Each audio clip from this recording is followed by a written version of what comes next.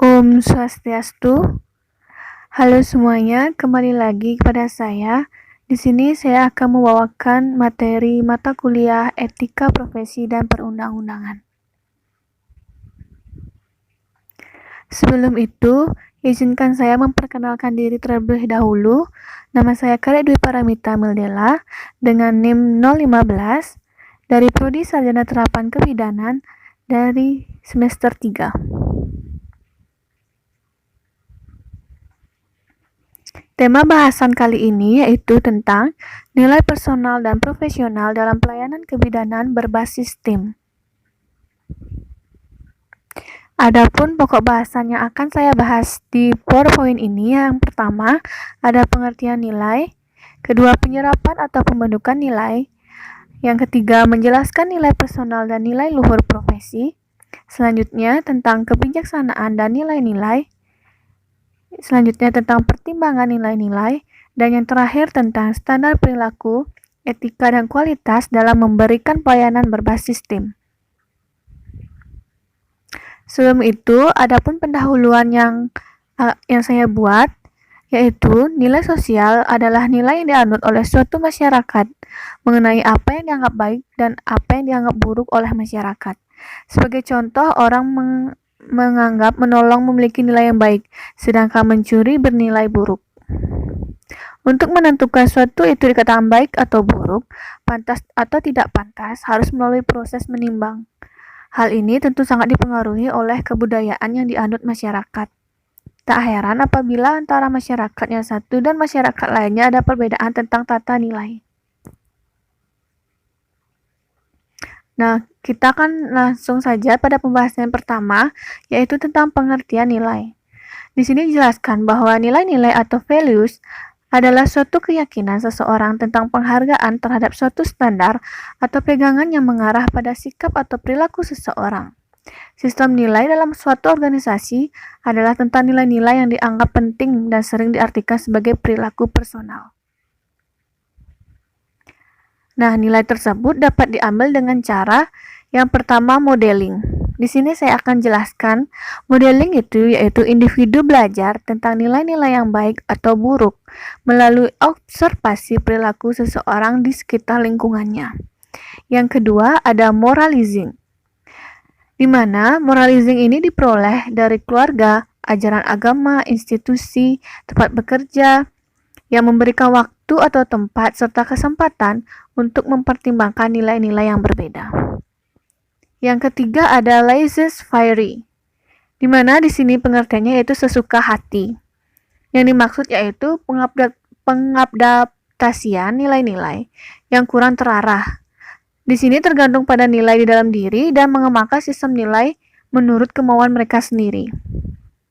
Dan yang keempat, responsible choice. Di sini tanggung jawab memilih dengan internal untuk menggali nilai-nilai tertentu dan mempertimbangkan konsekuensinya untuk adaptasi. Dan yang terakhir, ada pun reward dan punishment, yaitu dengan pengertian bahwa penghargaan yang saksi untuk perlakuan yang biasa diterima. Poin kedua yaitu penyerapan atau pembentukan nilai. Di sini akan membahas yang pertama, pengertian dasar etika. Yang kedua, pengenalan etika umum. Yang ketiga, kode etik bidan. Nah, langsung saja, pengertian dasar etika. Dalam profesi bidan, etika lebih dimengerti sebagai filsafat moral. Istilah etika berasal dari bahasa Yunani kuno. Kata Yunani yang yaitu ethos dalam bentuk tunggal mempunyai arti kebiasaan-kebiasaan, tingkah laku manusia, adat, akhlak, watak, perasaan, sikap, dan cara berpikir. Sehingga berdasarkan asal-usul kata, maka etika berarti ilmu tentang apa yang biasa dilakukan atau ilmu tentang adat kebiasaan.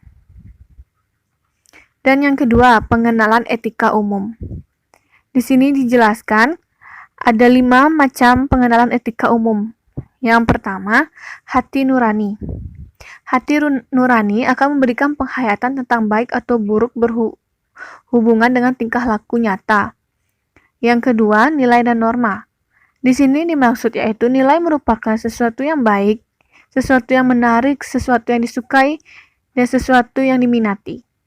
dan norma merupakan aturan yang menyertai nilai. Yang ketiga ada hak dan kewajiban. Di sini hak dan kewajiban keduanya saling berkaitan. Yang keempat ada amoral dan immoral. Amoral berarti di luar etis atau non-moral, dan immoral merupakan moralitas yang kurang baik. Yang kelima ada moral dan agama. Keduanya sangat berkaitan dengan satu sama lain. Dasar yang terpenting dari tingkah laku moral adalah agama. Yang ketiga yaitu ada Kode Etik Bidan Indonesia. Sesuai keputusan Menteri Kesehatan Republik Indonesia nomor 369 Menkes SK Romawi 3 2007 tentang standar profesi bidan, di dalamnya terdapat Kode Etik Bidan Indonesia yang dimaksudkan merupakan suatu ciri profesi yang bersumber dari nilai-nilai internal dan eksternal suatu disiplin ilmu dan merupakan pernyataan komprehensif suatu profesi yang memberikan tuntutan bagi anggota dalam melaksanakan pengabdian profesi. Seperti yang telah dijelaskan pada presentasi sebelumnya. Dan poin ketiga tentang nilai personal dan nilai luhur profesi. Nah, di sini akan dijelaskan satu persatu di mana nilai personal atau pribadi. Nilai personal merupakan nilai yang timbul dari pengalaman pribadi seseorang. Nilai tersebut membentuk dasar perilaku seseorang yang akan menjadi kontrol internal bagi seseorang, serta merupakan komponen intelektual dan emosional dari seseorang. Adapun nilai personal profesi, pada tahun 1985, The American Association College of Nursing melaksanakan suatu proyek termasuk di dalamnya mengidentifikasi nilai-nilai personal dalam praktik kebidanan profesional. Nilai luhur profesi. Nilai luhur merupakan suatu keyakinan dan sikap-sikap yang dimiliki oleh setiap orang, di mana sikap-sikap tersebut merupakan kebaikan, kejujuran, kebenaran yang berorientasi pada tindakan dan pemberian arah, serta makna pada kehidupan seseorang. Adapun nilai luhur dalam pelayanan kebidanan, yaitu suatu penerapan fungsi nilai dalam etika profesi seseorang bidan, di mana seorang bidan yang profesional dapat memberikan pelayanan pada klien dengan berdasarkan kebenaran, kejujuran, serta ilmu yang diperoleh agar tercipta hubungan yang baik antara bidan dan klien. Poin keempat, yaitu kebijaksanaan dan nilai-nilai. Istilah etik yang kita gunakan sehari-hari pada hakikatnya berkaitan dengan falsafah, di mana yang dianggap baik atau buruk di masyarakat dalam kurun waktu tertentu sesuai dengan perubahan atau perkembangan norma nilai dikatakan kurun waktu tertentu. Serta etik sebagai kumpulan asas atau nilai berkenaan dengan akhlak, nilai benar dan salah yang dianut suatu organisasi atau masyarakat, yaitu belum tentu akan sama. Kebidanan adalah seni dan praktek yang mengkombinasikan keilmiahan, filosofi dan pendekatan pada manusia sebagai syarat atau ketetapan dalam pemeliharaan kesehatan wanita dan proses reproduksinya yang normal, termasuk kelahiran bayi yang mengikutsertakan keluarga dan atau orang yang berarti lainnya. Yang kelima yaitu pertimbangan nilai-nilai. Yaitu ada dua pertimbangan. Yang pertama subjektif, di mana yang dimaksud yaitu ekspresi atau perasaan atau keinginan seseorang. Yang kedua, pertimbangan objektif. Yang dimaksud yaitu adanya nilai fundamental yang mencerminkan kondisi fisik, psikologi, sosial, dan keperluan manusia. Nah, pada tahun 1985, The American Association College of Nursing telah mengidentifikasi nilai-nilai personal tersebut.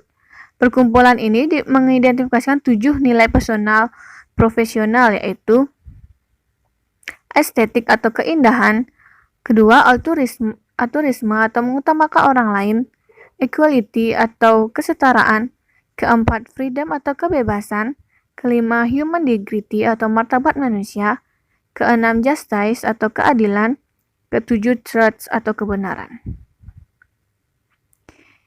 Yang terakhir ada poin yang kita akan bahas yaitu tentang standar perilaku, etika, dan kualitas dalam memberikan pelayanan berbasis tim. Yaitu ada 3. Yang pertama, kita bahas tentang kode etik profesi. Dalam menjalankan praktik bidan, menjalankan kode etik profesi menerapkan standar praktik seperti kompetensi, kewenangan, pengambilan keputusan, tanggung jawab dalam praktik kebidanan. Dalam kode etik profesi tersebut, bidan berkewajiban memprioritaskan kebutuhan klien bersama-sama dengan tenaga kesehatan lain demi mencapai tujuan dari pasien yang tepat. Nah, yang kedua, tanggung jawab. Di sini bentuk tanggung jawab bidan dalam melakukan pelayanan kebidanan dilakukan pada periode antenatal, intranatal, dan postnatal. Sebagai tenaga profesional, bidan memiliki tanggung jawab dalam melaksanakan tugasnya. Seorang bidan harus dapat mempertahankan tanggung jawabnya bila terjadi gugatan terhadap tindakan yang dilakukan. Dan yang ketiga, adapun melakukan kolaborasi dan rujukan. Dalam kebidanan, kolaborasi interprofesional sangat penting untuk keselamatan pasien, karena kegagalan kolaborasi dan komunikasi juga akan mengakibatkan angka kematian pada ibu dan bayi. Perbedaan antara profesional dapat menjadi penghalang bagi kolaborasi interprofesional. Pandangan berbeda tentang kehamilan dan persalinan merupakan bagian dari perbedaan pendidikan. Tanggung jawab akan menjadikan suatu intervensi medis.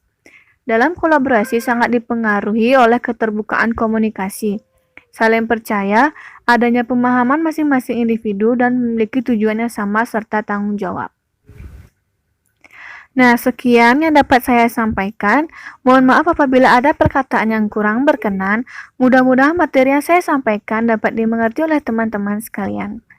Dan semoga dapat bermanfaat bagi kehidupan sehari-hari. Terima kasih telah menonton dan saya ucapkan Om Santi Santi Santi Om.